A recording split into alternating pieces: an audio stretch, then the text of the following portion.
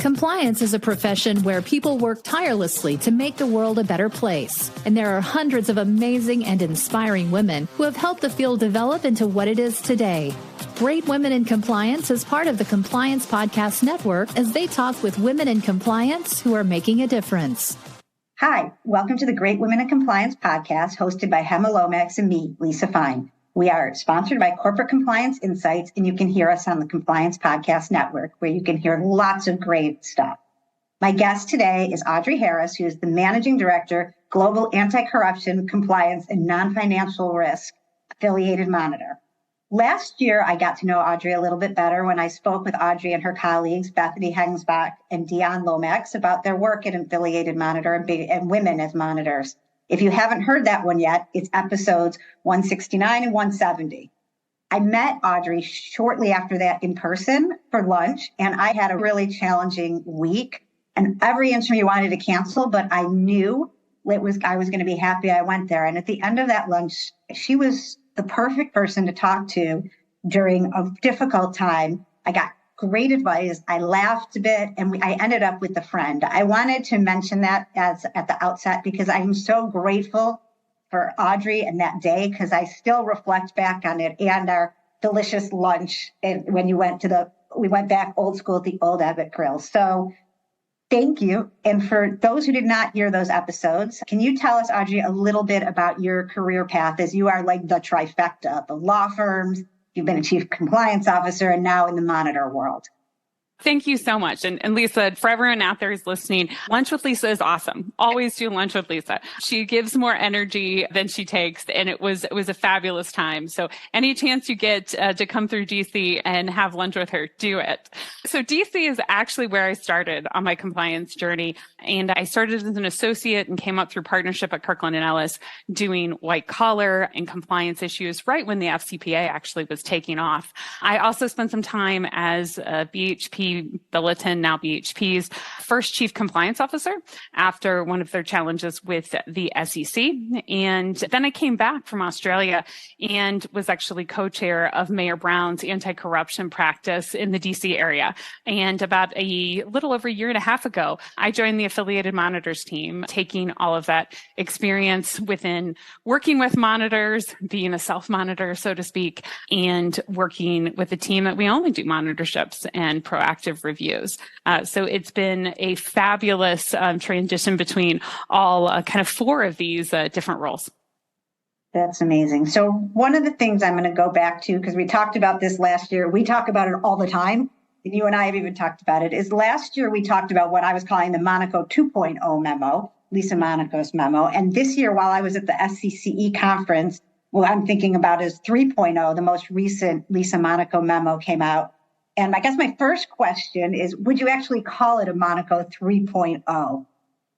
I think it's a little bit of, I think we have to, because you got to keep track of them somehow. So I do, and I found myself doing the same thing, 3.0.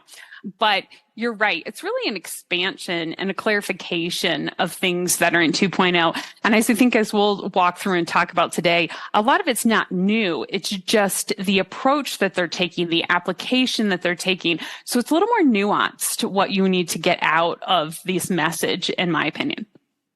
Yep. So outside, the biggest part that stuck out to me, and I think we'll spend a lot of time talking about it, will be the M&A components. That was the main thing for me. Before we get to that, what else would have stuck out for you, if anything, from there?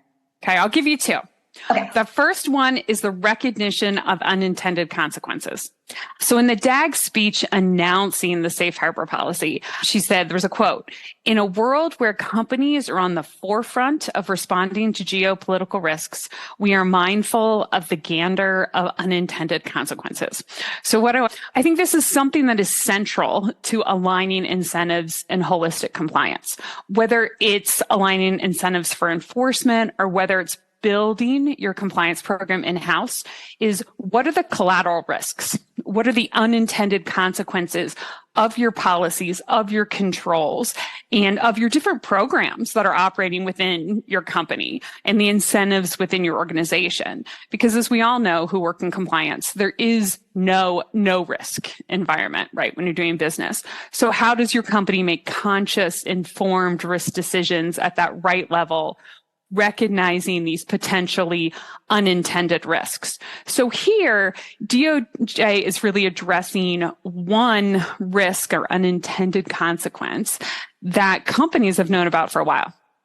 There's this positive from an enforcement side of companies with strong compliance programs, acquiring companies that are lesser developed programs or have a lesser developed culture, to say the least. And there's a positive from an enforcement side for strong programs to go into higher risk jurisdictions, not to leave that void for others to come into.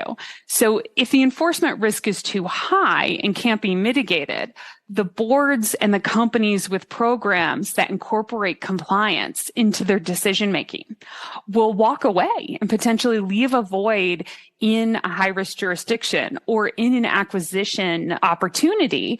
And those voids will be filled with, often, as I said, companies or individuals with less developed programs and much higher risk tolerances, and they'll move into that gap. So I think we've seen that in the compliance world for some time. So here, you may also say this is where the unintended consequences and the recognition of that is really important message that's coming through in DOJ's safe harbor policy. There's another place that I think these unintended consequences comes up, particularly within the safe harbor new policy or 3.0. Now, how the DAG focused on this, and I'm quoting this from her speech, focused on safe harbor policy will not affect any recidivist analysis at the time of disclosure or in the future.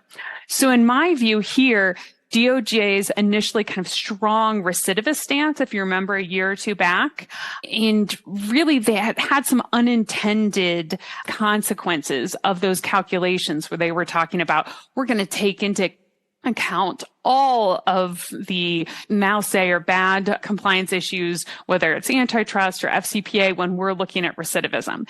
And they realized there might be some unintended consequences there. So last year we saw DOJ go to some length actually to explain ABB and other matters to show a more customizable approach, a more nuanced approach to recidivism. So here again, I really focused on this unintended consequences theme, and they're realizing that good acquiring bad, that's way too simplistic, but for these purposes, good acquiring bad may not happen if the incentives aren't there, and specifically here now successor liability, if they can't mitigate the risk, the company can't, and it increases the likelihood that the parent or even the conglomerate would be a recidivist, it's a reason why that company might not enter that space and leave it void, and that's against DOJ's interests in that area.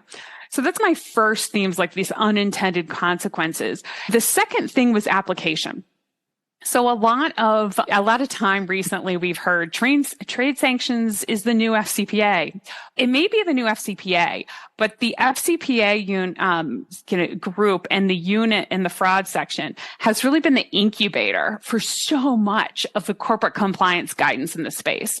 And really, this is no different as well. And I think we'll talk about Halliburton and how this came about. But here, you can really see that DOJ is understanding the cut and paste trick that all of our compliance programs know about. When you find something good that somebody's doing in one part of your business or in another business, cut and paste it and apply it to your whole business or another division. Here, DOJ is showing us again that they know how to do the cut and paste trick as well. And just it works well in this FCPA space. Here, the application to the safe harbor policy is larger and it's DOJ wide. So those are my two big takeaways. They're recognizing unintended consequences, and they've got the cut and paste trick down. This application is bigger than just the fraud section, bigger than just the FCPA unit. Yeah, that's really interesting. I hadn't thought about as much about the cut and paste point. But one of the things, obviously, the safe harbor in general was most significant to me for that. And one of the things that I've been talking about, people say that is they think, or at least from a practical standpoint, is this giving us breathing room? So I have basically said, or especially to our organization, saying, I don't think that this says to you, you can wait until later and hope for the best. You still have to do what you did before. But what the DAG is saying and what is in here is saying, look, if you do everything you're supposed to, and this company basically hid a bunch of things from you, we're going to let you fix it.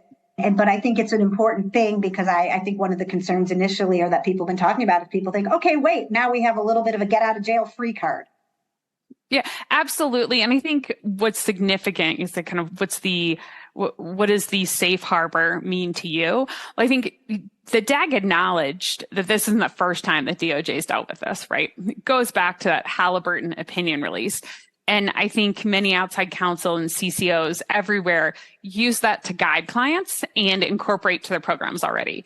And I will tell you that we had a shorthand for it that I've used over my career called Halliburton Light Protocol, which meant that because, as Lisa, the opinions aren't binding on anyone outside of the opinion release process, but it is guidance and it is influential. And so I go back to what you're talking about here about flexibility, because to some degree, what DOJ is doing here is codifying to some extent different timeframes, and we'll talk about that. But the policy means that, as DOJ says, there's more clarity and predictability.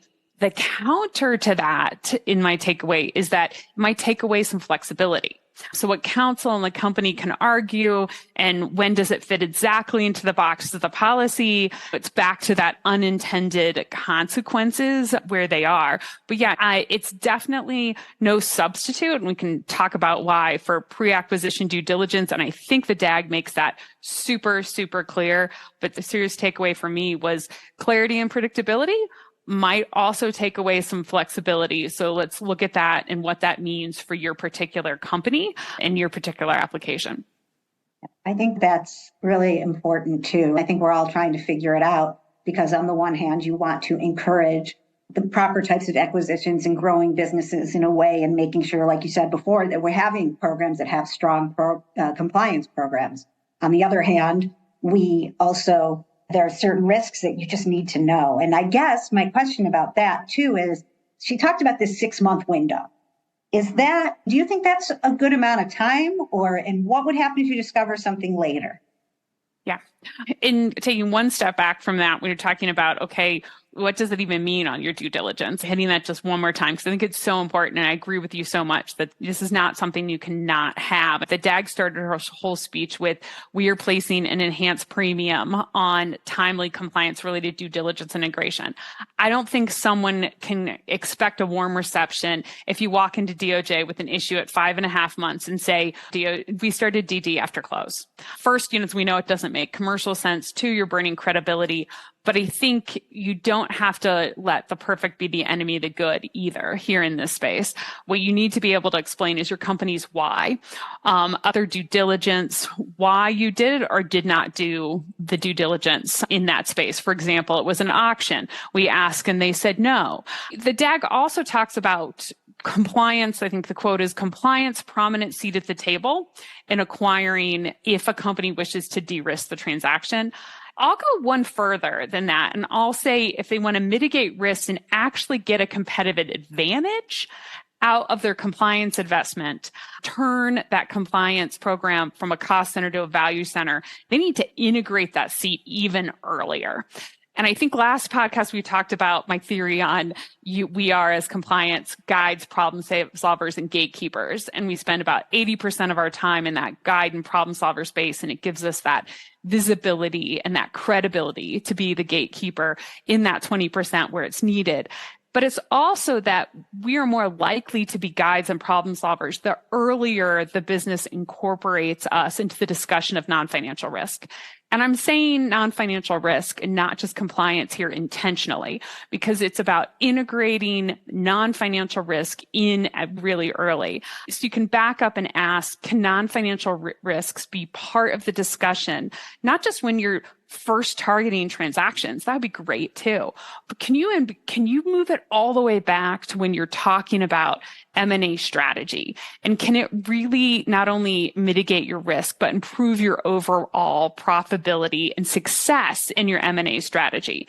Because non-financial risks have financial impacts, right? And we've seen, even in the FCPA world, investigations, counsel fees, enforcement, wiping out the entire profitability and actually being a negative on an acquisition. That's just to say, and to get that feeling of what's the timing on this. You'll never make those time frames, that 6 months, they say, unless you're prepared pre-close. And if you want to do one better and actually make it a commercial case for your compliance, bring it even further back and talk about integrating that non-financial risk process into your strategy. Is 6 months the right amount of time? One size doesn't fit all for any compliance program. So why should it for timeframes? It's going to be that lawyer's answer of it depends, but you're going to have to do pre-planning, pre-close, right? And it's going to be about the size and the complexity of the company. But the one thing I would say, big takeaway, I hope you have a strategic CCO with the ability to influence in the seat at the table, because that's what's going to make you be able to meet that 6 months. And if anything's found afterwards, it goes back to the Shakespearean question, right? To disclose or not to disclose? That is the question. Exactly. And it's funny. I always often, when people will say you're a cost center, and my thing is, I'm like, I prefer the term revenue protector. I like it. Protect and grow. I'm protecting your revenue. You're also, orange is not your color. That's another one. But, I like that one too. So with that, I'm going to change the topic over a little bit, because this is something that you've been talking about lately, and you've gotten me inspired on it. About the original quote is about the man in the arena, but since we're the Great Women in Compliance podcast, I'm taking the liberty to change it for this, and just generally because it was originally from Theodore Roosevelt, a different time, an understatement. But here's the beginning of the quote that I thought was just so relevant. I did look this up after we talked. It is not the critic who counts, nor the person who points out how the strong person stumbles, or where the doer or deeds could have done them better. The credit belongs to the, I'm going to say, woman who is actually in the arena. So what does that mean to you? First, I'll finish it off because it's a little visual, but I think every compliance officer can relate to it. So I'm going to say it.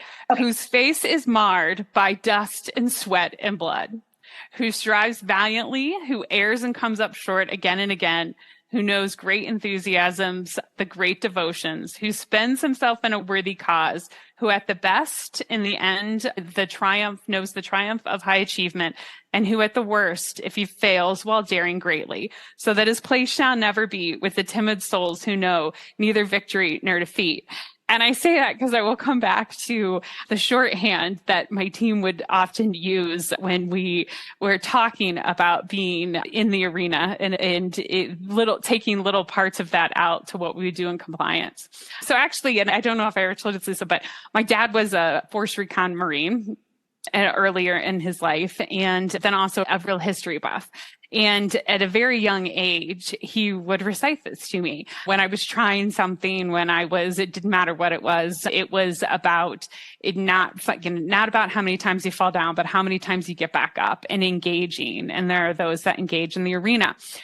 Fast forward years later, when I met my husband, hanging on his wall was this quote. And it was one of the only things hanging on his wall.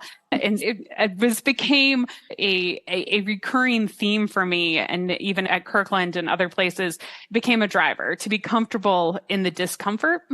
Like when you choose a worthy arena or a fight, not to be afraid to fail, but rather to be afraid to be that timid soul that knows neither victory or defeat, right? It was a way of operating in teams. And then it became a whole new theme for me and for my team when I stepped into the CCO chair. And how do you apply that? You said a little bit about it, about how you're applying it to all of us in ethics and compliance, because sure. I think, we're always getting a little bit beaten up. Yep. And we're always thinking, in my mind, I think about it, we're always working towards an ideal in a way that our goals are not, we want to help profitability, we grow the business, but we're also helping, as you were saying before, to be strategic and advisors. It's a little bit outside that. Getting in there and just working through that, especially in global organizations, can get you a little bloodied up and stuff. So how do you think about that for us? Well, Cannon, how it came, of course, it applies in so many different ways, but one way that it applied to, I think, and it applies to ethics and compliance folks.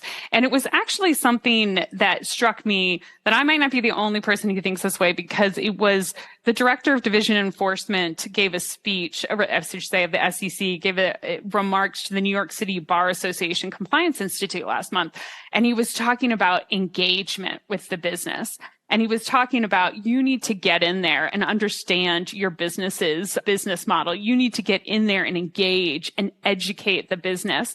And to me, in the successful ethics and compliance program and personnel, it's not about being siloed away from the business in these spaces. You're not a mailbox. You're not waiting for the business to reach out to you.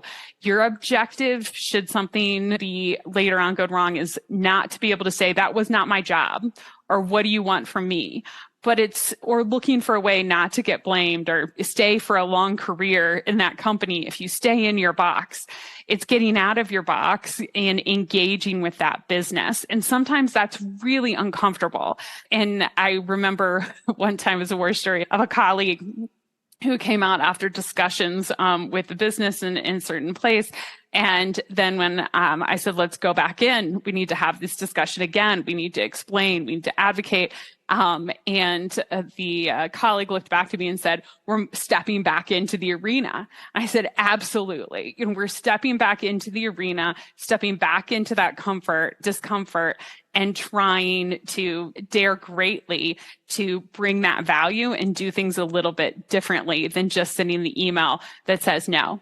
And I think it goes back to what we talked about way back in the first podcast of, prior to my time as CCO, I'd really thought there's two. There's Dr. No, and there's compliant, and there's business capture. How can you be that one that brings that value? How can you play all those different roles? And to me and to my team, it became about stepping into that arena, engaging with the business in order to understand and be curious about what was happening there, to have an impact on what they were doing, a positive value impact on what the business is doing, and strategically protect and grow the company and the business. So that was how on each of these things we would find ways to do it. But particularly vivid to me are the recollections of engaging with the business, and when also you're going to try innovating. And in compliance, it's very easy to stay with your what's tried and true. This is what I do every day. I do this.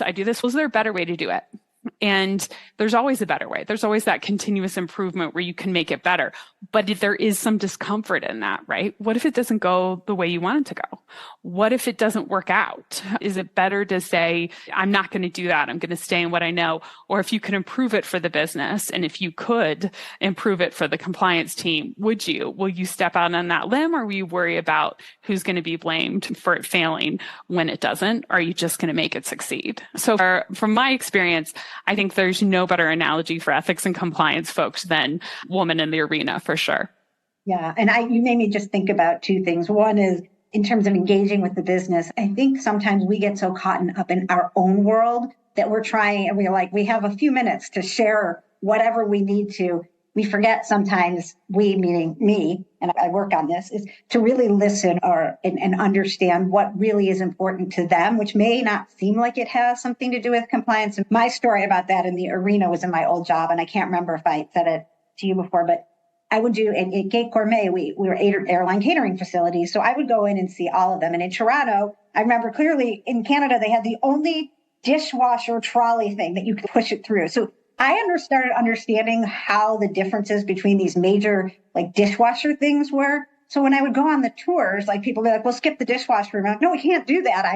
I'm interested. And it was just because I thought it was an interesting thing. But I realized afterwards too, the fact that I was able to talk about something which was relevant to them, and they were able to shine for a few minutes and talk about the differences. And it reminded you of, for me, it was like, okay, so this is great. And then after that, when I would talk about something they weren't as excited about, pretty much anything I was going to bring up, then they knew that I actually wasn't just there to care about about what I needed to do. Obviously, they knew I had my job, they had theirs. But I just remember talking about the different ways they washed trolleys was something that it always looked like a car wash. So it was cool. It's fun to watch. But I'm just saying, for me, that's one of the things where when I had to go back in the arena on a bad day, they at least knew that I was cared about it. Well, and you have credibility in that space, right? And as we all know, good compliance is built around the way you go to business. So if you don't know that, if you're not engaging on that, you're not only not in the arena, you're not helping, and you're not helping the company in that space.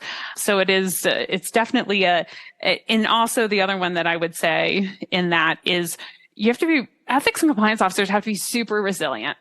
And I think Woman in the Arena really exemplifies being resilient. And there will be those times when a business or a client or whomever will not be happy with you. It might hang up on you. It might send we've all gotten them not so nice email.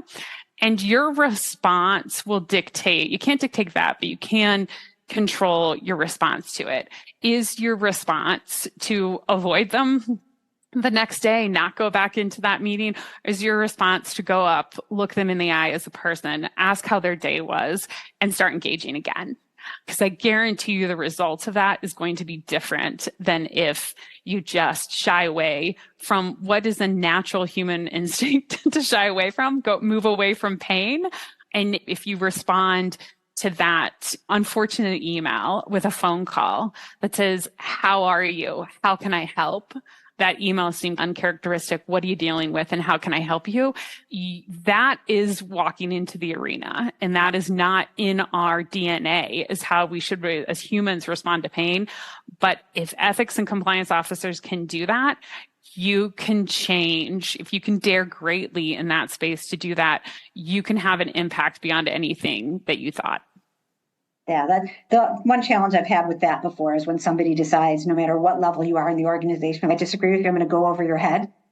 Then you have to figure out, and one of the things I've done in that situation is, especially if it's somebody who's unpleasant, I don't agree. I did not disagree with any one of their points. I do, however, disagree with being treated in that manner. And you can say that back to them, and then afterwards you can get past it. Some of those people become your good friends. Your biggest advocates. You can turn your biggest critic into your biggest advocate. And I've seen it done. I've done it in that space. I know you've done it. But if you enter back into the arena, if you have those hard conversations, if you stay outside because and you watch it, you sit with the timid souls, or you decide, I'm going to engage, I'm going to walk back in. And really that makes all the difference. Yeah. Sometimes sometimes they don't become that, but a lot of it. We've all had that too, right? Yeah. You got it at a certain point, because what was it that the Monty Python? It's not just a flesh wound at some point. You're like, this. There's always going to be those. Yeah. And there's not. And we all know what those are, but you did everything you could. And that is where, and I think as we do tipping point or whatever, you would say you're going to get whatever it is, 85% of people, maybe less than 20 are not going to be movable, or the people that you're talking about. I think the percentage to me has always been even less than that, but it's that you dare greatly in that space. And I think that's what really matters, is that resilience. And one last thing I have about that is that we keep talking about being proactive, interacting, and entering the arena. Sometimes what we are doing is going in there after it's over and checking, trying to help fix the damage, especially if you're an investigator. How do you make sure that you're really not being the critic, the after the fact person, when really it is that? How do you change it like it's a root cause versus I'm just going to come in and tell you everything that if you did it differently would have worked out so much better? And I think that Monday morning quarterbacking, right? What's Monday morning quarterbacking? What's root cause analysis? And I love that you use the name root cause, because it's not just a cause. You're looking back into the actual root cause. It's the even alignment of incentives, the people involved. You're really digging deep on that, which I think is really aligned to the analogy of the person or the woman in the arena, because what you're looking for is, I'm going to go back to the director of Division of Enforcement of the SEC in that speech, because he talks about compliance officer liability, right? Something we're all very interested in, I know, even if we don't say it a lot. And he says, we're not interested in going back after people who made good faith determinations based on due diligence and what they knew at the time, right?